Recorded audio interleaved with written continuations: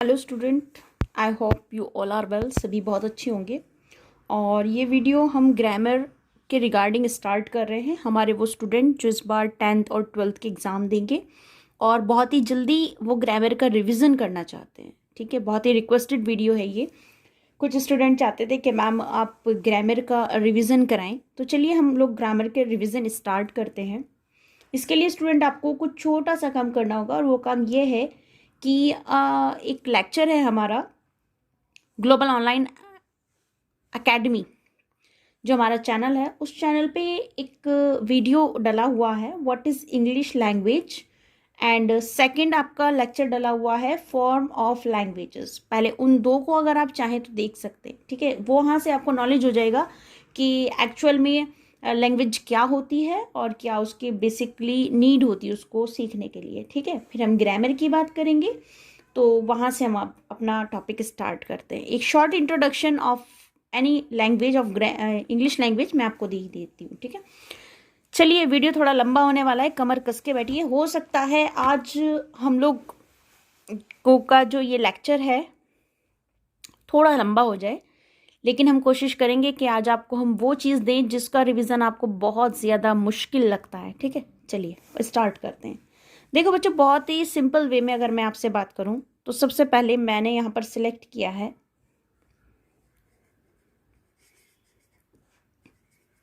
English. हमने किसी language के बारे में बात की है, दैट इज इंग्लिश लैंग्वेज। इसका अगर आप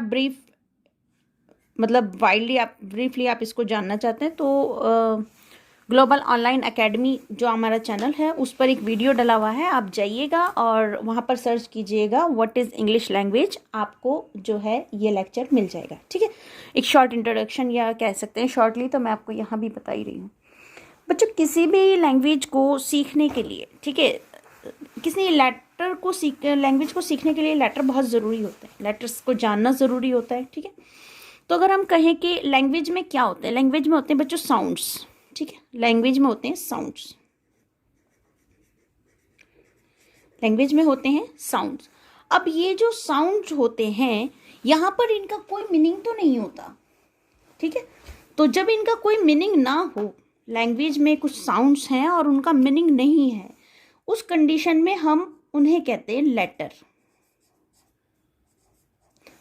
और ये लेटर जब एक पर्टिकुलर कह सकते हैं एक पर्टिकुलर सीक्वेंस में अरेंज हो जाते हैं, जैसे एक पर्टिकुलर सीक्वेंस में अरेंज किस तरीके से हो जाते हैं, कुछ इस तरीके से एक पर्टिकुलर सीक्वेंस में ये अरेंज हो जाते हैं। जैसे हम बात करें A B C D E F G H I J K L M N O P Q R S T U V W X Y and बच्चों लास्ट है हमारा Z। ठीक है, जब ये इस तरीके से अरेंज हो जाते हैं, मतलब किसी फॉर्म में ये अरेंज होकर रखे जाते हैं, तब हम इनको इन्हीं लेटर्स को मीन्स इन्हीं लेटर को हम उस कंडीशन में कहते हैं अल्फ़ाबेट। ठीक है बच्चों, उसी कंडीशन में हम अपने जो लेटर्स हैं उनको हम क्या कहते हैं, हम उनको अल्फ़ाबेट कहकर बुलाते हैं। ठीक है, अल्फ़ाबेट। चलिए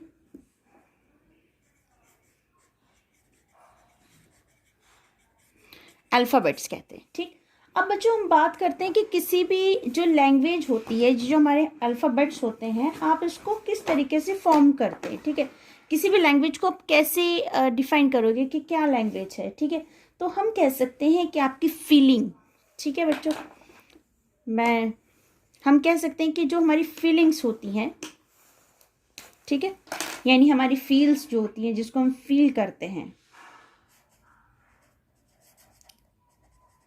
फीलिंग्स को एक्सप्रेस करने का एक तरीका होता है। आई थिंक ये ब्लर हो गया, चलिए अब क्लियर है। ओके बच्चों, ओके ओके। तो हमारी जो फीलिंग्स होती हैं, फीलिंग्स को एक्सप्रेस करने का एक तरीका होता है लैंग्वेज। अब हम कहें कि लैंग्वेज को क्या कर सकते हैं आप, इसके डिफरेंट स्किल हो सकते हैं, यानी 4 स्किल्स यहाँ पर आपकी लैंग्वेज के हैं। पहला स्किल होता है बच्चों आपका कि आप लिसनिंग करें, सुने, ठीक है। लिसनिंग के बाद आप उसको बोलने की कोशिश करेंगे, यानी स्पीकिंग। स्पीकिंग के बाद आप उसको रीड करने की कोशिश करें। अगर कहीं कुछ लिखा है तो उसको रीड करें, यानी रीडिंग। उसके बाद हम उसको राइट कर सकते हैं, राइटिंग।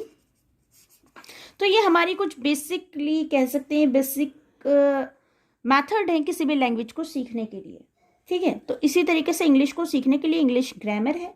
ग्रामर में मतलब रूल्स होते हैं, कुछ पर्टिकुलर फॉर्म्स होती हैं, ठीक है। अगर मैं कहूँ कि किसी भी लैंग्वेज की दो फॉर्म हो सकती है, यानी इन फीलिंग्स को आप लिसन कर सकते हो, ठीक है, कर सकते हो, स्पीक भी कर सकते हो, रीड एंड राइट कर सकते हो, ठीक है। तो हमारे पास जो जनरली आता है कि हम जो अपनी फीलिंग्स हैं वो किस तरीके से किसी को बता रहे हैं, तो उसमें या तो हमारा ऑरल हो सकता है, यानी इससे मिलकर बने, जिसको हम क्या कहेंगे, ऑरल। ऑरल हो सकता है, या बच्चों फिर हम उसको रिटर्न फॉर्म में दें, या तो हम डायरेक्ट जाके बताएं या किसी से कहलवाएं, तो हम उसको कहेंगे ऑरल फॉर्म, या फिर हम उसको रिटर्न में दें, तो दैट इज रिटर्न। अब हम बात करते हैं कि व्हाट इज ग्रामर। नेक्स्ट हमारे पास आ जाता है कि ग्रामर क्या होती है। उम्मीद करूंगी बच्चों कि आप लोगों को मैं बहुत अच्छे से समझा पाऊँ, और अगर आपको समझ आया तो प्लीज़ मुझे बताइएगा, और मैं आपको नेक्स्ट भी हेल्प करूंगी आपकी बायोलॉजी के लिए। और इंशाल्लाह 3 से 4 तो नहीं, लेकिन मैं 5 से 6 लेक्चर में आपकी कंप्लीट बायोलॉजी आपको पढ़ा दूंगी, ठीक है, 12th क्लास के लिए। साइंस के लिए हम लोग 4 लेक्चर लेंगे और आपकी साइंस के इंपॉर्टेंट टॉपिक कवर कर देंगे, ठीक है। चलिए नेक्स्ट आता है बच्चों हमारा ग्रामर। अब बात करते हैं ये ग्रामर क्या होती है। ग्रामर क्या होती है कि एवरी लैंग्वेज में कुछ पर्टिकुलर, यानी किसी भी लैंग्वेज में कुछ पर्टिकुलर रूल्स होंगे, है ना, कुछ पर्टिकुलर रूल होंगे या उसकी रेगुलेशन होंगी, यानी रूल्स एंड रेगुलेशन। तो यहाँ पर आप एक चीज़ ऐड कर लीजिए कि हमारी जो भी लैंग्वेज है वो किस चीज़ से बनी है, यानी यहाँ पर कुछ रूल हैं, रूल्स प्लस रेगुलेशन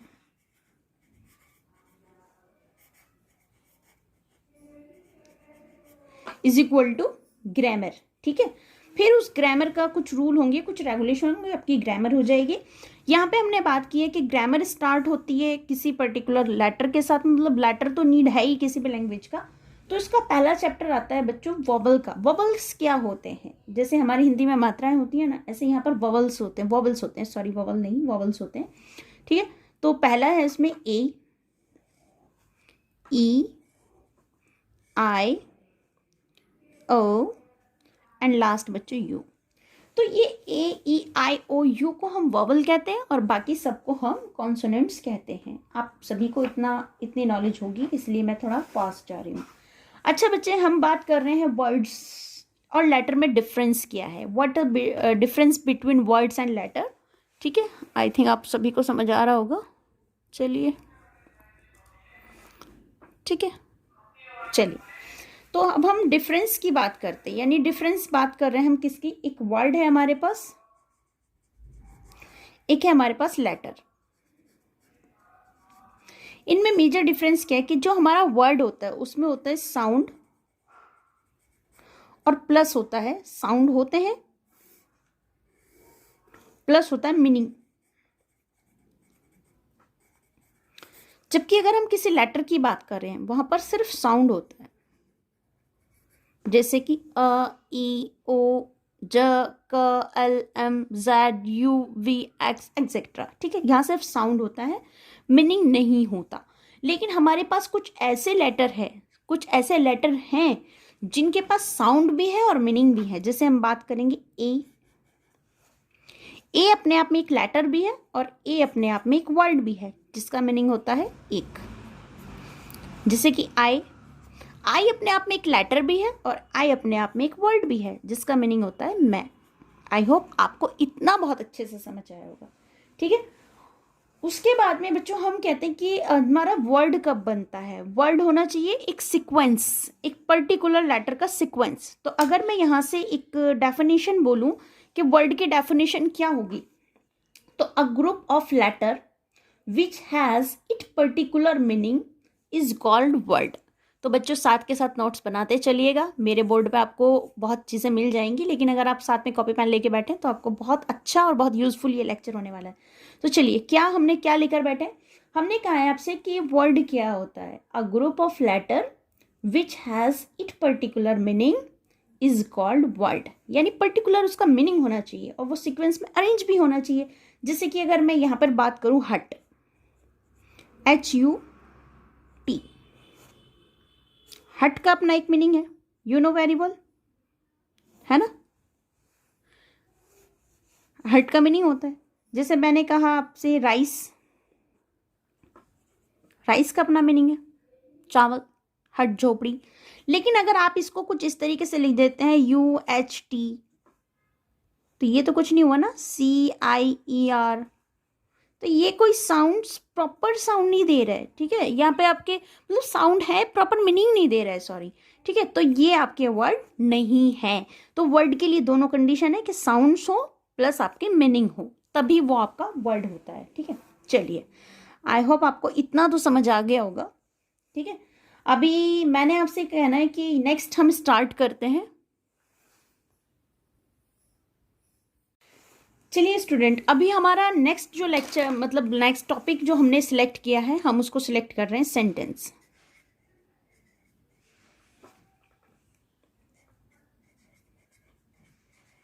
बच्चों सेंटेंस क्या होता है, सेंटेंस का मतलब होता है अ पर्टिकुलर,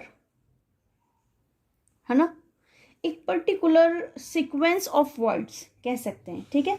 यानी इसकी हम डेफिनेशन कुछ ऐसे लिख सकते हैं, a group of organised and meaningful words with subject and main verb is called sentence, ठीक है। यानी वहां पर एक पर्टिकुलर ऑर्गेनाइज्ड और मीनिंगफुल वर्ड्स का एक ग्रुप है जिसमें सब्जेक्ट भी आएगा और आपके पास मैन वर्ब भी आएगी, उसको हम क्या कहते हैं बेटा, सेंटेंस कहते हैं। जैसे मैंने अगर यहाँ पे लिखा है सिंगिंग, मैंने यहाँ पे डिफरेंट डिफरेंट लिख रही हूँ, ठीक है। मैंने यहाँ पे लिख देना है singing,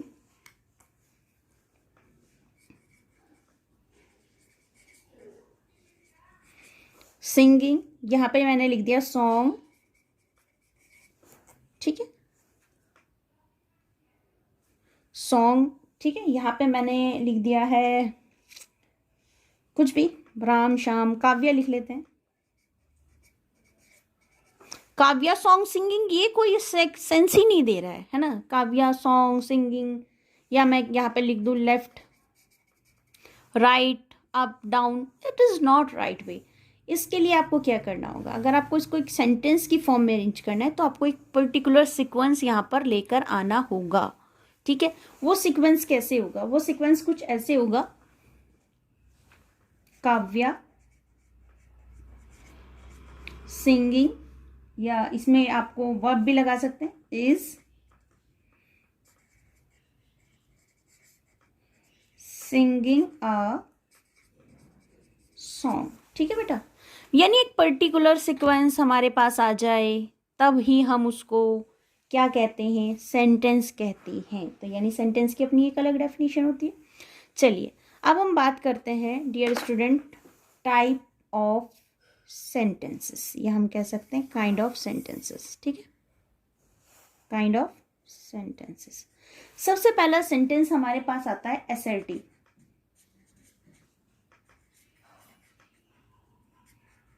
assertive sentence, assertive sentence के बाद हम बात करेंगे इंटेरोगेटिव सेंटेंस।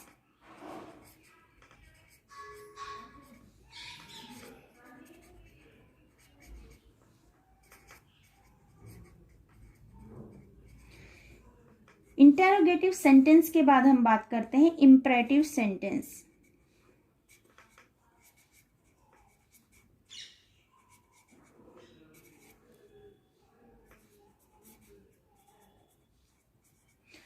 इंपैरेटिव सेंटेंस के बाद बात करेंगे हम optative sentence,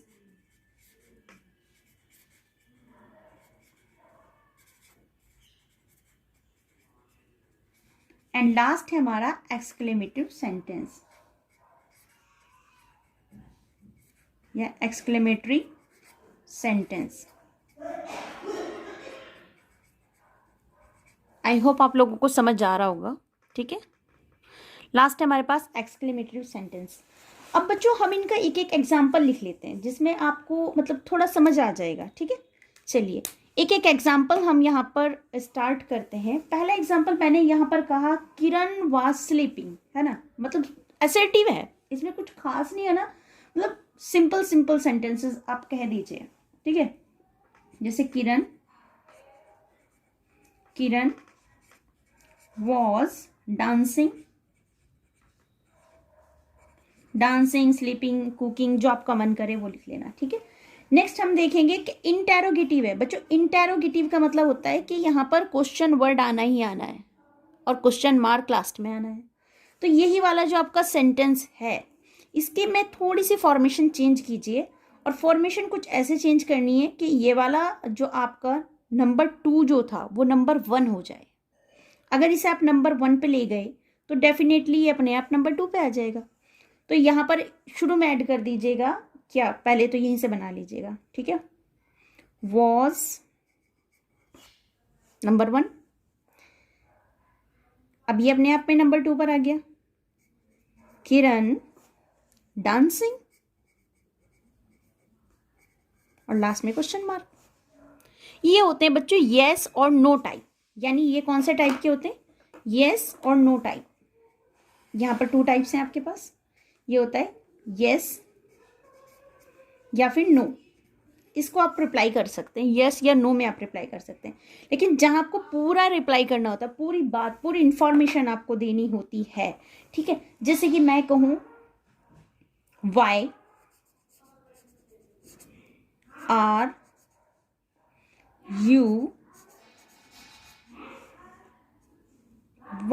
you standing there, why are you standing there, और लास्ट में क्वेश्चन मार्क लगाना बिल्कुल ना भूलें, ठीक है। Why are you standing there, आप वहां पर क्यों खड़े हैं, ठीक है। तो यहाँ पर क्या, क्यों, कब, कैसे के जब सेंटेंस होता है तो रिप्लाई पूरा जाता है। तो हम ऊपर वाले को कहते हैं येस और नो टाइप, और नीचे हमारे पास है कंप्लीट आंसर आपको करना होता है, ठीक है बच्चों। अच्छा एसएटीवी में ही एक पार्ट और आता है, मैं आपको ये भी साथ के साथ बता कर लेकर चलती हूँ, ठीक है।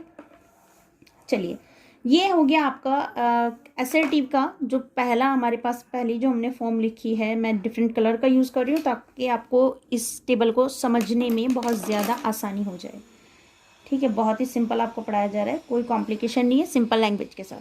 ये सेंटेंस हमारा हो सकता है एफर्मेटिव, हो सकता नहीं बच्चों, होता है, ये हमारा एफर्मेटिव है। इसी का नेगेटिव भी होता है, NEGATIVE लिख लीजिएगा, नेगेटिव। जैसे कि नेगेटिव सेंटेंस मैं इसको बना सकती हूँ कि यहाँ पर मैं कहूँ कि किरण, यहाँ पर कह सकते हैं हम किरण वॉज, और वॉज के बाद लगा दीजिए not, Kiran was not dancing, ठीक है। किरण डांस नहीं कर रही थी, इसका मीनिंग हो गया। नेक्स्ट हम बात करते हैं बच्चों इम्पैरेटिव सेंटेंसेस। अब ये इम्पैरेटिव सेंटेंसेस किस तरह के सेंटेंस होते हैं। इम्पैरेटिव में जैसे कि आप कह दीजिए प्लीज़ लगा दीजिए, है ना। जैसे मैं किरण नाचना नहीं चाह रही है, लेकिन मैं किरण को कह रही हूँ किरण प्लीज़ डांस, है ना, Kiran please dance, Kiran please dance ना।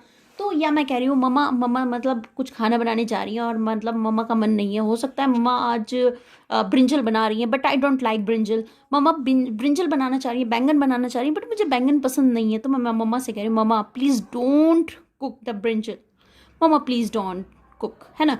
तो मम्मा प्लीज़ डोंट कुक, जिसमें आप कुछ प्रेशर लगा दें, कुछ रिक्वेस्ट कर दें, ठीक है। इस तरह के सेंटेंसेस जो प्लीज़ से स्टार्ट हो जाएं, जो रिक्वेस्ट से स्टार्ट हो जाएं या आई रिक्वेस्टेड से स्टार्ट हो जाए, दैट इज़ कॉल्ड इम्पैरेटिव सेंटेंस। यहाँ पर आप लास्ट में भी प्लीज़ का यूज़ कर सकते हैं और स्टार्टिंग में भी कर सकते हैं। तो मैं स्टार्टिंग में कर रही हूँ और दिस इज़ योर चॉइस, ठीक है। चलिए हमने यहाँ पर लिखा है please bring me a glass of water, कृपया मुझे एक ग्लास पानी पिला दीजिए, है ना। मतलब बाहर से थक के आए हैं और हम यार प्लीज़ पानी पिला दो ना। तो please please bring me a glass of water, है ना। तो हमने इस तरीके के सेंटेंसेस का यहाँ पर यूज़ किया है, दैट इज़ इम्पेरेटिव सेंटेंस। बात करते हैं ऑप्टेटिव सेंटेंस क्या होते हैं। ओह मैं पानी पिलाऊं तुम्हें, है ना, मतलब मुझसे कह दिया है, किसी ने मुझसे कहा है please give me a glass of water, है ना, तो मैं बड़े एटीट्यूड में बैठी हूँ और मैं कह रही oh I bring a glass of water for you, क्या मैं तुम्हारे लिए पानी लाऊं? नो, मैं नहीं लाऊंगी, मतलब मैं एटीट्यूड में भरी बैठी हूँ। तो उस तरीके से जब मैं याद मतलब बोलूँ तो मैं क्या बोलूँगी ना, ये इस तरह के सेंटेंसेस होते हैं ऑप्टेटिव। या मैं कह सकती हूँ ओह व्हाई नॉट, हाँ मैं लेकर आती हूँ, क्यों नहीं, है ना। तो भी वो सेंटेंसेस हमारे क्या होते हैं, ऑप्टेटिव सेंटेंसेस होते हैं। या हम कह सकते हैं हमने किसी कार से रेस लगाई है ना, हमने रेस लगाई है, तो हम कह रहे हैं ओ वाह रेड कार जीत गई है। दो बंदे अपने काम कर रहे हैं, एक कह रहे हैं नहीं नहीं ब्लू कार जीतेगी, एक कह रहे हैं नहीं नहीं रेड कार जीतने वाली है, बट रेड जीत गई है, तो क्या बोलेंगे ओह, है ना, ओह अरे हुर्रे, इस तरह के सेंटेंसेस हम यहाँ पे यूज़ कर रहे हैं, ठीक है। तो एक्सक्लेमेशन मतलब थोड़ा सा सॉरी, ये एक्सक्लेमेटरी सेंटेंसेस होता है, ठीक है। ओ ही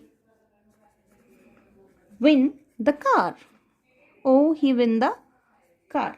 अब मैं किसी को ऑप्टेटिव कर रही हूँ, ऑप्टेटिव मीन्स सॉरी यहाँ पे एक मिस्टेक था, ये इसका एग्जांपल एक्सक्लेमेशन, एक्सक्लेमेशन मार्क का याद रखिएगा, एक्सक्लेमेशन मार्क से ही एक्सक्लेमेटरी होता है, ठीक है।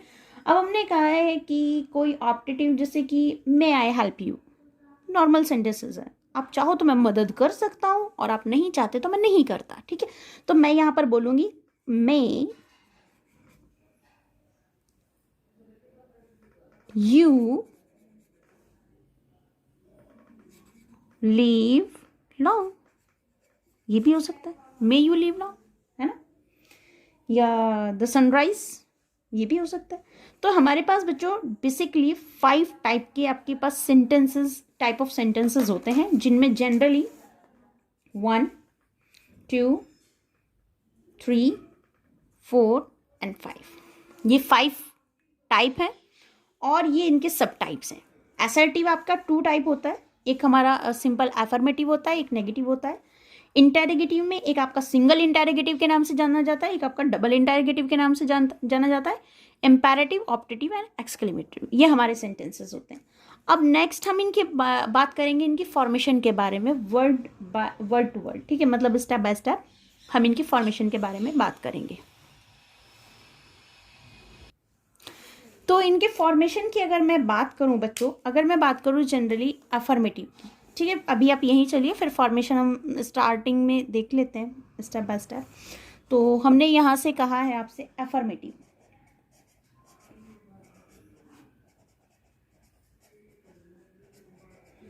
अफर्मेटिव की फॉर्मेशन आपकी पास्ट इंडेफिनिट की अलग होती है और प्रेजेंट इंडेफिनिट में भी अलग होती है, बाकी सब में सेम होती है। तो किस किस में अलग है, पास्ट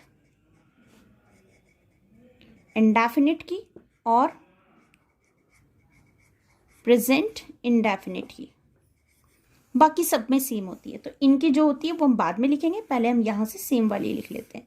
तो सबसे पहले हमारे पास आता है बच्चों subject plus helping verb plus verb की फर्स्ट फॉर्म और प्लस ऑब्जेक्ट, यही आपकी फॉर्मेशन होती है, ठीक है। चलिए अभी मैं बात करती हूँ बच्चों नेगेटिव सेंटेंस की। नेगेटिव सेंटेंस कैसे होते हैं, नकारात्मक वाक्य जिन्हें हम कहते हैं। बहुत ज़्यादा कुछ नहीं करना है, बिल्कुल कुछ नहीं करना है, चीज़ों को सिंपल समझिए। इससे पहले मैं आपको ये भी कहूँगी कि अगर आप इन्हें लिखना चाहते हैं तो लिख सकते हैं, लेकिन अगर आप इस वीडियो को 2 से 3 बार देख लें तो शायद आपको ज़्यादा समझ में आएगा, ठीक है। देखो बच्चों, बचपन से हम लिखते आ रहे हैं, इतनी कॉपियाँ हम लोगों ने भर दी हैं सेंटेंस बनाते बनाते, टेंस करते करते, कि शायद हमें याद भी नहीं होंगी, है ना। लेकिन आज भी फिर भी हम 10th में आ गए हैं, 12th में आ गए हैं, जो सेंटेंसेस हमें 3rd क्लास से सिखाए जा रहे हैं वो सेंटेंसेस आज इतने सालों बाद भी पूरे नहीं हुए। वाई? क्योंकि उन्हें समझा नहीं है। तो आज हम समझ रहे हैं, तो बस सारा ध्यान समझने पर लगाइए, 2 से 3 बार वीडियो को देखिए और उसके बाद ही राइट कीजिए अगर आप राइट करना चाहते हैं तो, अदरवाइज आपका इसी से काम हो जाना है, ठीक है। चलिए अब ये जो आपका फर्स्ट था सब्जेक्ट, सबसे पहले तो इसी को रख लीजिए। सेकंड नंबर पर हेल्पिंग वर्ब है, बट यहां पर हेल्पिंग वर्ब आएगी। हेल्पिंग वर्ब को मैं HV करके लिख रही हूं, प्लस यहां पर इंपॉर्टेंट पॉइंट जो नोट हो रहा है वो है नॉट, ठीक है। प्लस वर्ब की फॉर्म, फर्स्ट फॉर्म से कोई मतलब नहीं है, ठीक है, ये भी याद रखिएगा। ये फर्स्ट भी हटा देती हूँ मैं, फर्स्ट कुछ नहीं है, वर्ब आना है, ठीक है। तो यहाँ पे ये आएगी वर्ब, VERB कर देती हूँ मैं इसको, प्लस आपके पास आ जाएगा ऑब्जेक्ट, ठीक है बेटा। कहाँ कौन सी आएगी वो मैं आपको समझाऊंगी। अब हम बात करेंगे single interrogative. Single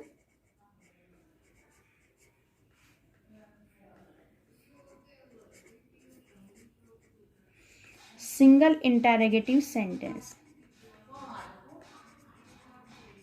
single interrogative sentence में एक चीज आप याद रखिएगा, ये हेल्पिंग वर्ब शुरू में ले आइए बस, और कुछ नहीं करना है आपको, कुछ भी नहीं करना है, बस ये हेल्पिंग वर्ब शुरू में रख दीजिए।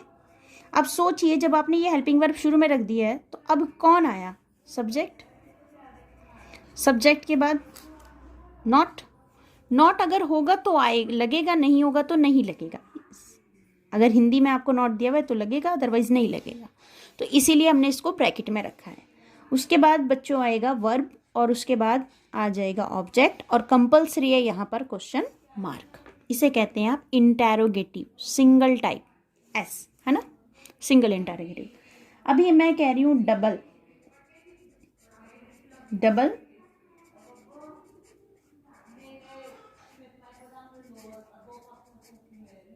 Interrogative sentence. ये डबल हो रही हैं चीज़ें, तो डबल होने में कुछ घटता नहीं है बच्चों, बढ़ता है। तो ये फॉर्मेशन तो आप एज इट रखिए, पूरी फॉर्मेशन रखिए, स्टार्ट कीजिए।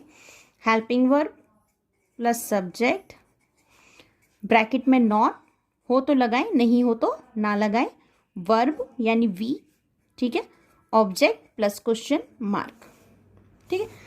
अब ये वाई वाली जो हमने जगह छोड़ी है, इसमें हम लगाएंगे बच्चों WH वर्ड। WH वर्ड का मतलब होता है, यहाँ पर वॉट भी लग सकता है, यहाँ पर वाई भी लग सकता है, यहाँ पर वेयर भी आ सकता है, यहाँ पर वैन भी आ सकता है ना, यहाँ पर आपका हु भी आ सकता है, हाउ भी आ सकता है। अब हाउ एक ऐसा है जिसमें W नहीं है पर H तो यहाँ भी है, ठीक है। तो ये डिफरेंट डिफरेंट आ सकते हैं, तो हमने इन सभी को नाम दिया है WH वर्ड करके, ठीक है। तो हमने यहाँ पर व्हाट मीन्स क्या होता है, व्हाट मीन्स क्या ही होता है ना, वाई क्यों,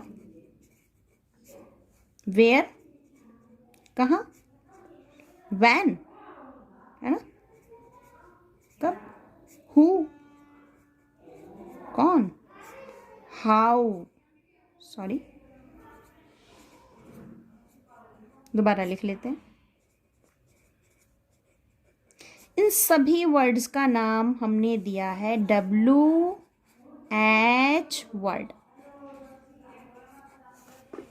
अपना पर्टिकुलर स्पेलिंग है, पर्टिकुलर मीनिंग है, इसीलिए हम इसको कहते हैं WH वर्ड। आई होप आपको इतना समझ आ गया होगा। अगर आप लोग चाहते हैं कि मैं इसका सेकंड पार्ट भी आपको दूं, देखो बच्चों अपलोड में थोड़ी प्रॉब्लम होगी, ठीक है। तो मैंने कहा था आपसे कि बहुत कम लेक्चर में आज आप मेरे साथ जुड़े रहिए, और शाम तक आपका सारा ग्रामर मैंने कंप्लीट कर ही देना है, ठीक है। तो thanks for watching this video. अगर आप इंटरेस्टिंग हैं और चाहते हैं कि लेक्चर मैं कंप्लीट करूं, तो इस चैनल को जितना हो सके उतना सब्सक्राइब करें, लाइक करें, अपने फ्रेंड्स में शेयर करें। देखिए उससे क्या होगा, क्योंकि जैसे हमारी स्ट्रेंथ बढ़ेगी तो हमको पढ़ाने में एक मोटिव आएगा, एक मोटिवेशन मिलेगा कि हाँ लोग हमसे फ़ायदा उठा रहे हैं। अगर हम उन्हें फ़ायदा पहुंचा रहे हैं तो उसमें ज़्यादा लोग हैं जो हमसे फ़ायदा उठाना चाह रहे हैं, और आपको समझ आ रहा है। अगर आपको समझ नहीं आ रहा है तो हमारा कुछ भी बोलना बेकार है, अपना टाइम वेस्ट करना है, और हमारे पास इतना टाइम है नहीं। तो प्लीज़ वॉच दिस वीडियो, और पसंद आए तो लाइक कीजिए। कमेंट बॉक्स में नेक्स्ट पार्ट चाहते हैं, कंटिन्यू कराना चाहते हैं इस लेक्चर को, शाम तक ही मैं कंटिन्यू करा दूँगी आपको। कंटिन्यू कराना चाहते हैं तो प्लीज़ इसे जितना हो सके शेयर कीजिए और लाइक कीजिए, और कमेंट बॉक्स में हमें बताइए कि आपको इतना समझ आ रहा है अच्छे से, तो मैं इसी मेथड से पढ़ाऊँगी, अदरवाइज़ मैं मेथड चेंज भी कर सकती हूँ। Thanks for watching this video. Thank you.